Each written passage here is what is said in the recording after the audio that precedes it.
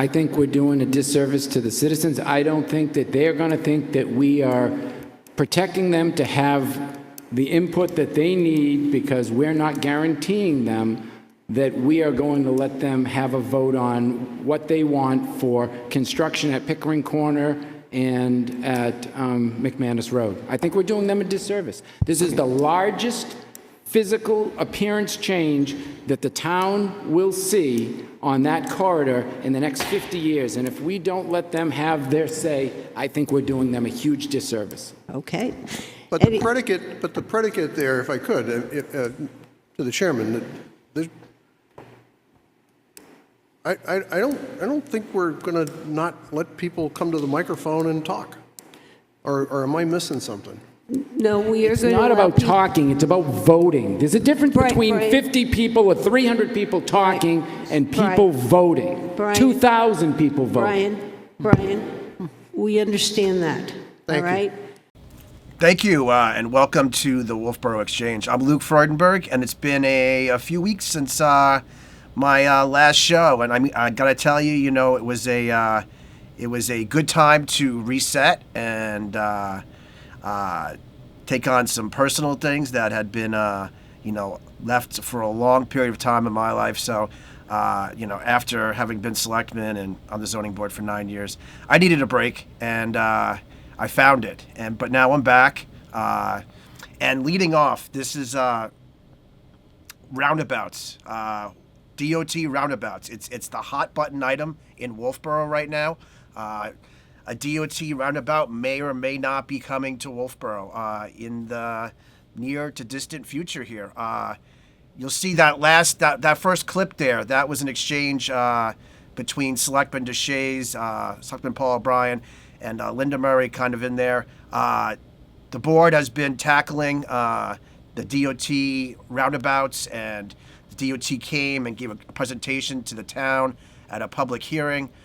Some members of the public turned out for that, asked some questions, and now this June 19th meeting basically was set forth to respond as a board to the DOT on what the selectmen felt and where they wanted to see it going. And that exchange between Selectman DeShays and the board was, Selectman DeShays was really looking for, and I think the whole board is looking for, more public input. This is going to be a large project.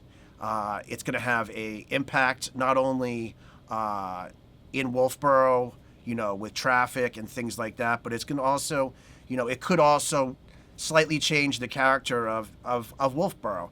And it's important that residents get involved with this. This is going to be, one roundabout potentially at Pickering Corner, potentially two roundabouts here in Wolfeboro. And what I mean by a roundabout, it's the circles you've experienced, whether you're up to Portland, Maine. There's one on Route 28, 171 in Ossipee. There's a mini roundabout in Meredith. And these allow traffic to more concisely flow. Once you're in the circle, you're able to be yielded to on all opposite sides, and it allows the traffic to flow better, presumably. Some interesting points that came out of the June 19th Selectmen's meeting, and I think that the biggest point that should be really thought about going forward here is that these roundabouts that are being looked at here in Wolfeboro will not alleviate the traffic in the summer months. They just won't. The traffic that we have, I think it was Selectman Senecal that brought up the fact that even back when there was horse and buggies in the summertime here in Wolfeboro, traffic has always been an issue. And these roundabouts, these proposed roundabouts, will not alleviate traffic here in the summertime. What they may or may not do is alleviate some of the traffic congestion that we have during normal season, which would be, call it, outside the core summer months. So, the core months are Memorial Day weekend, kind of through Labor Day, and then it kind of trickles on to Columbus Day. But beyond that, we still have, traffic in the morning. We have traffic in the afternoon, particularly with school. You have the Carpenter School, which has traffic, that associates with that around 3 o'clock. And you have the high school and middle school, that whole complex that gets out, around 2:30, that kind of backs up traffic. These roundabouts, could potentially help alleviate some of that traffic. One of the other important items that came out of the June 19th Selectmen's meeting is that originally, when the entire DOT project was kind of brought forth a couple of years ago, it was kind of I think the board and the town was kind of under the impression that it would be what was called a white line to white line approach to the corridor, and basically outside the white lines would be the town's responsibility. What DOT came forward with recently is that the project, which would be entirely funded, by the way, by the state, there would be literally no impact to the taxpayers here in Wolfeboro, other than the congestion that obviously a major project like this would cause here going forward. But the white line to white line was the original thought. Now DOT is talking about they will take on the responsibility of sidewalks, drainage, and the entire basically from McManus Road down to Pickering Corner, where the monument is. So this is a really important issue. One of the things that Selectman Deshays was really concerned about is that, we have some input from citizens, but it's a very small percentage of the voters and the residents here in Wolfeboro. And, and I think the rest of the board agrees, people need to become not only more involved, but this decision probably will either end up, maybe going to be put on the ballot for the next town election next March. It's a huge issue, and it's definitely going to, it could change the character. I mean, a roundabout is going to definitely change the area if it happens around Pickering Corner. And Pickering Corner, for everybody, is, where traffic converges there at the top of the hill, where Center Street meets South Main Street, and right there at the monument where the two gas stations are. That's what we call Pickering Corner. So that area would go through a transformation that may take up property on both sides. There'd be all kinds of easements and things like that. Get involved, because I think what people see this summer, you see there's the water project is currently going on here in Wolfeboro.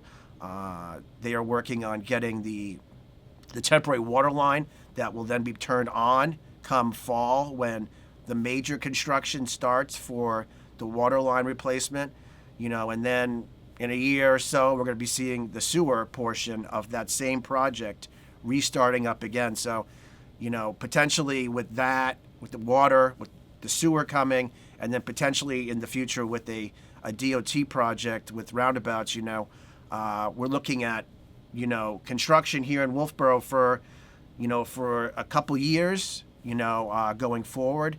And, that's going to impact everybody from business downtown to, people trying to get to school in the morning and to work. So get involved. It's a really important issue. It's going to be one of the defining issues, I think, of the next couple of years.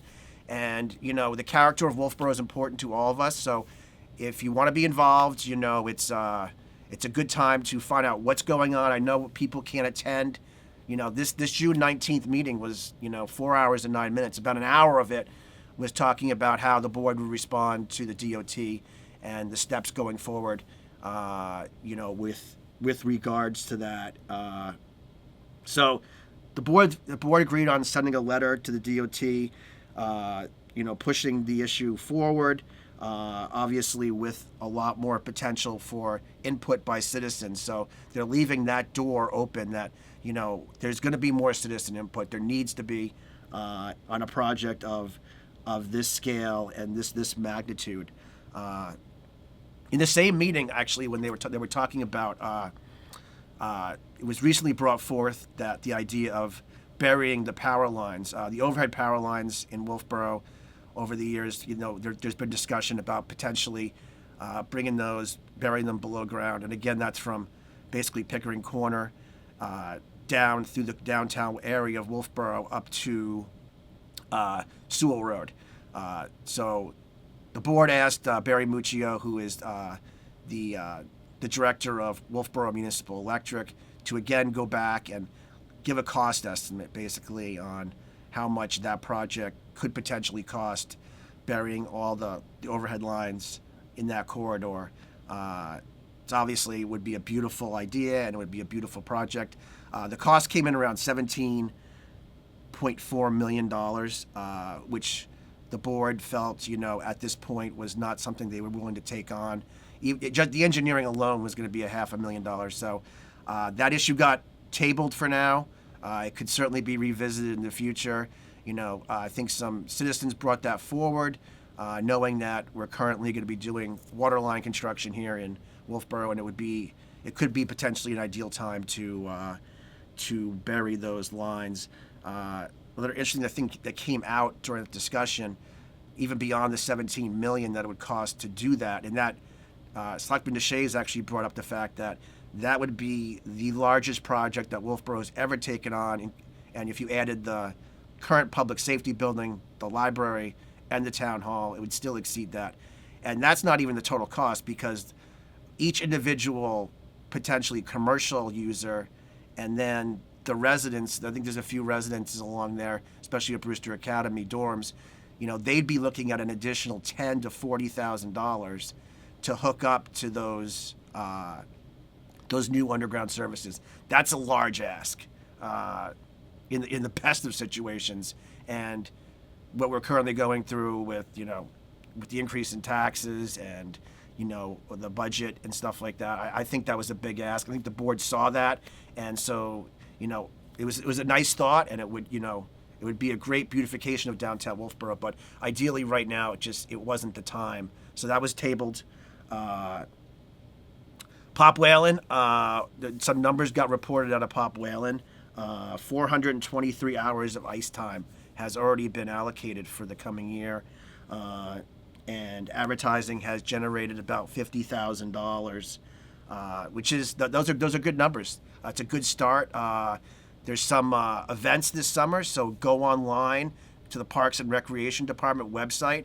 There's some indoor activities going to be happening at the Pop, which is the whole point of it. It was it's not only a place for hockey and for public skating, but it's now a year-round arena to be used by the public, and if people want to have events there, it'd be a great opportunity for people that want to do indoor things in the summertime, from soccer to pickleball. Great opportunity to use that new facility. So go on to the Parks and Rec website and check that out. Some cool events happening there. There's a dueling piano thing in July. Sounds like a lot of fun. On that, I was reading an interesting article today. It's an editorial in the Union Leader, and it talks about public service, and especially it talks about boards in New Hampshire and how recently it's been so hard to attract people to want to serve. And it kind of hit the major points, which, people in town government, we've talked about over the course of time. It's, New Hampshire, that public service is kind of what's really unique to New Hampshire. It's small town government. You know everybody, and you deal with so many different people from so many different walks of life. But everyone comes together in order to get things done. What they're finding now is that with the aging population, there's just not as many people to serve. People's lives are obviously busier. They're doing more things, and the people that are younger, they have kids and sports and all that stuff.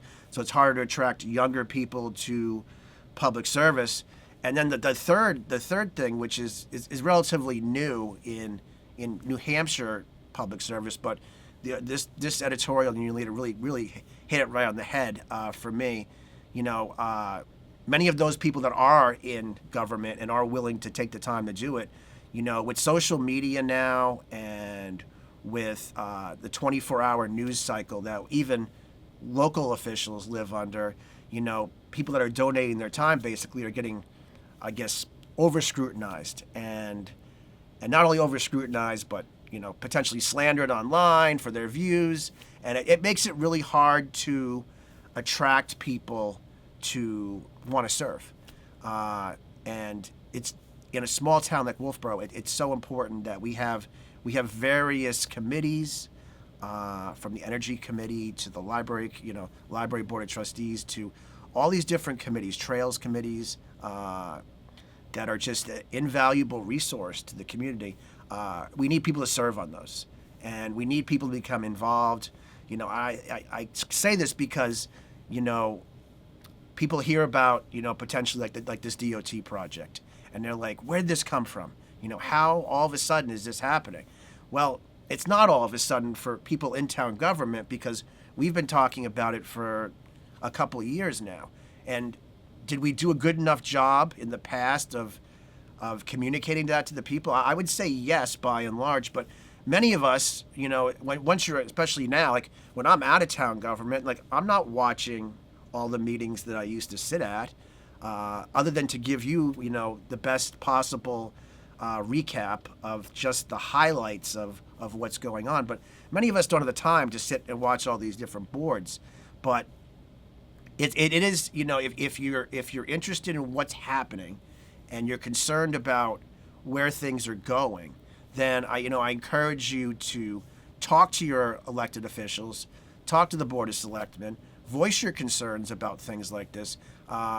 Even just a couple minutes of looking over the agenda for a meeting, and then tuning in after the fact on Wolfeboro Community TV and looking through YouTube and finding that part of the meeting if you're really interested in that, and just watching that. And then if you see something you don't like, or you see something that concerns you, reach out to your officials, because I can tell you in 6 years in town government as a selectman, I got very few calls. I got a lot of calls after I was the one who raised the wasn't just me, but I was the one whose idea it was to raise the dump permit fees from $5 to $10.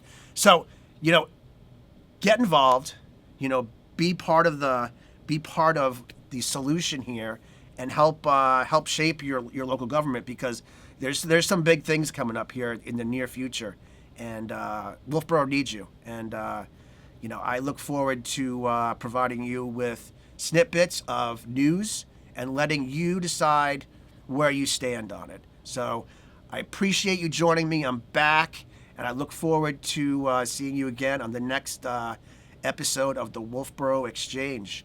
Be kind to each other out there. Thanks.